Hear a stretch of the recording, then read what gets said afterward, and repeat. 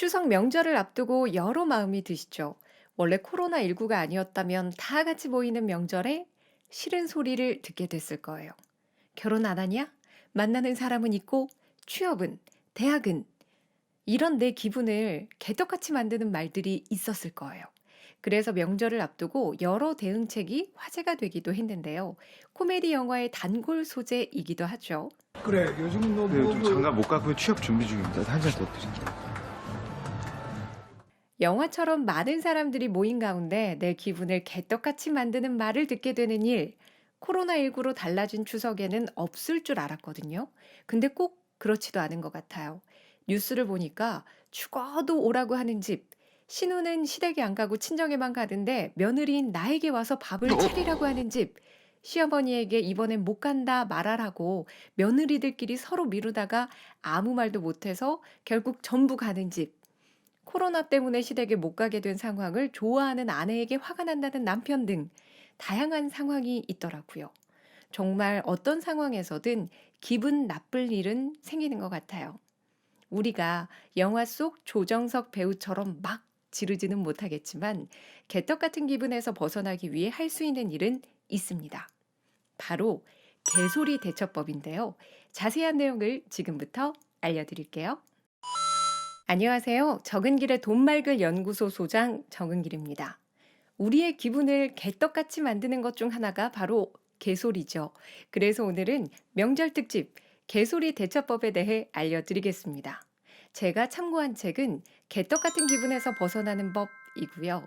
식사장애, 알코올 중독, 이혼 등을 극복하고 세계적인 라이프 코칭 전문가가 된 안드레아 오언이 쓴 책이에요. 이 책에는 다양한 꿀팁이 나오는데 제가 이번 영상에서 전해드릴 내용은 7장 개소리 따윈 웃으면서 넘겨버려 챕터입니다. 그럼 지금부터 하나씩 알아볼게요. 자, 상상해 보세요. 지금 되게 기분이 나쁜 상황이에요. 가령 아까 제가 뉴스에서 본 내용처럼 시댁에 안 간 신우들이 집에 왔다고 시어머니가 며느리인 나에게 빨리 오라고 성합니다. 와서 밥을 차리라고요.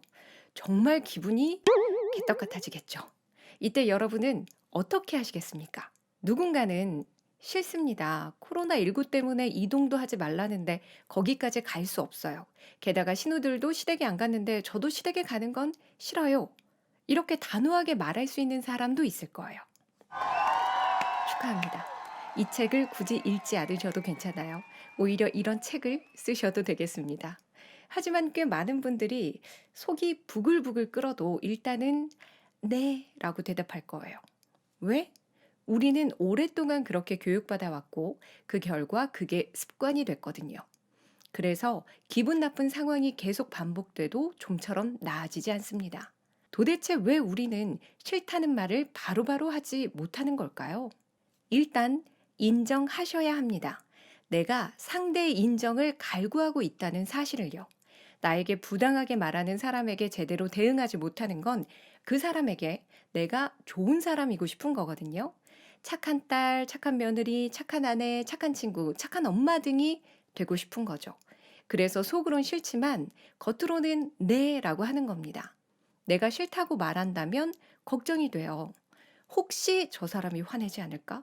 혹시 상처받지 않을까? 혹시 나를 싫어하면 어쩌지? 혹시 나를 나쁘다고 생각하면? 이런 불안이 둥둥 떠다니잖아요. 이 혹시의 덫을 피하려고 싫으면서도 그냥 네라고 대답해 버리는 경우가 많습니다. 누군가의 비위를 맞춰야 호감, 사랑, 인정을 받을 수 있다는 생각부터 버리셔야 합니다. 내가 싫다고 말했을 때 상대가 내 생각처럼 나를 나쁘고 이상하고 재수없다고 여길 수도 있어요. 하지만 타인의 감정은 내 소관이 아닙니다. 나 스스로 부끄럽지 않게 행동했다면 타인의 감정은 그 사람의 소관이고 어차피 우리는 그걸 좌지우지할 수도 없어요. 물론 나 때문에 다른 사람이 불쾌해지는 건 싫죠. 그걸 원하는 사람이 누가 있겠어요.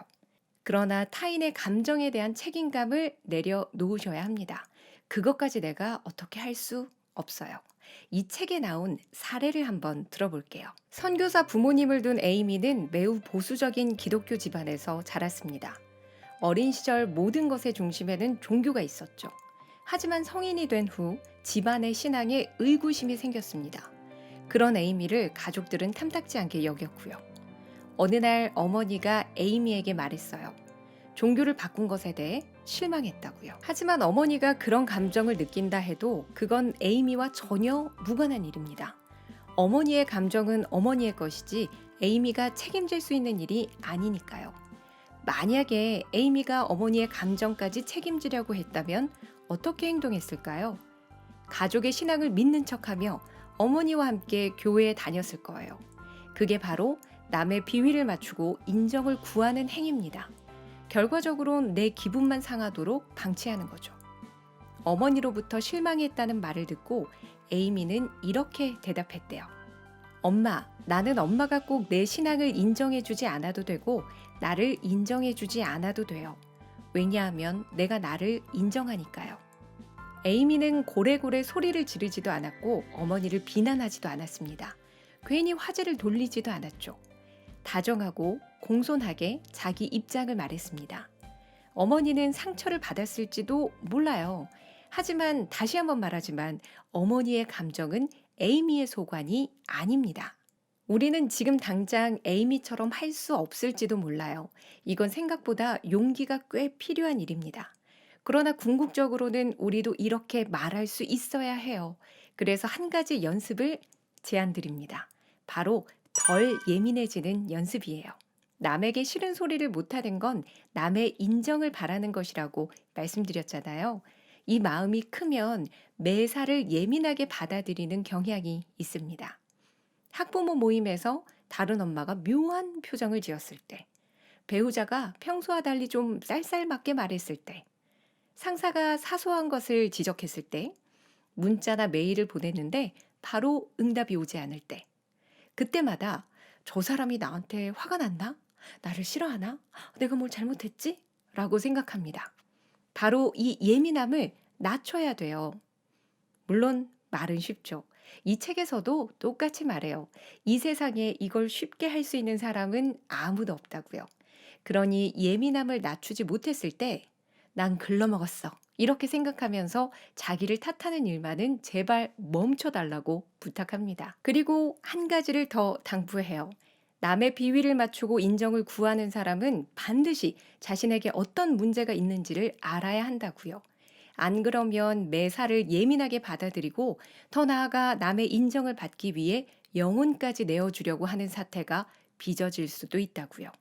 이런 악순환은 내가 해결해야 할 문제가 무엇인지 알 때 비로소 끝이 납니다. 여러분, 다른 사람에게 잘 보이지 않아도 괜찮아요. 가슴에 손을 얹고 내가 나쁜 짓을 한 게 아니라면 다른 사람의 감정까지 책임지지 않아도 괜찮습니다. 흔히 개소리라고 하는 무리한 요청을 받았을 때 그 상대와 사이가 틀어지지 않기를 바라는 마음으로 애매하게 거짓말을 하는 사람도 있어요. 솔직하게 싫어 라고 하면 상대가 기분 나빠할까봐 거짓말을 하는 거예요. 나도 도와주고 싶지만 이런저런 일 때문에 그럴 수가 없네. 너무 아쉽다. 다음엔 꼭 해줄게. 처럼요. 여러분, 그러면 안 돼요. 상대는 모르잖아요. 자기가 한 말이 이상한 거라는 걸요. 그래서 다음에 또 비슷한 말을 합니다. 그런 시간이 쌓이잖아요. 그러면 우리는 참고 참고 참다가 남들이 멋대로 구는 걸 더 이상 견딜 수 없을 때 분노를 폭발시키고 울면서 악을 쓰고 화를 냅니다. 그렇게 해서 결과가 좋아지던가요? 이젠 그러지 말자고요. 생애 마지막 날, 평생 싫어도 좋다고 말하면서 모든 사람을 만족시키고 남들이 날 어떻게 볼까 전전긍긍하면서 살아왔다니 뿌듯해 라고 말하고 싶으신 건 아니잖아요. 자, 개소리 대처법 총정리합니다. 첫째, 남의 인정을 받지 않아도 괜찮아요. 둘째, 상대의 감정은 내 책임이 아닙니다. 셋째, 상대방의 반응을 예민하게 생각하지 마세요. 넷째, 나는 왜 타인의 인정을 중요하게 생각하는지 내 문제도 돌아볼 수 있어야 합니다.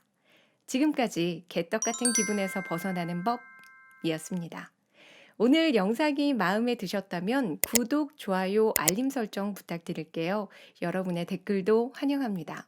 여러분의 모든 반응들이 저에게는 정말 큰 힘이 된다는 말씀을 드리고 싶네요. 그럼 즐겁고 행복한 추석 보내시고요. 다음 영상에서 뵙겠습니다.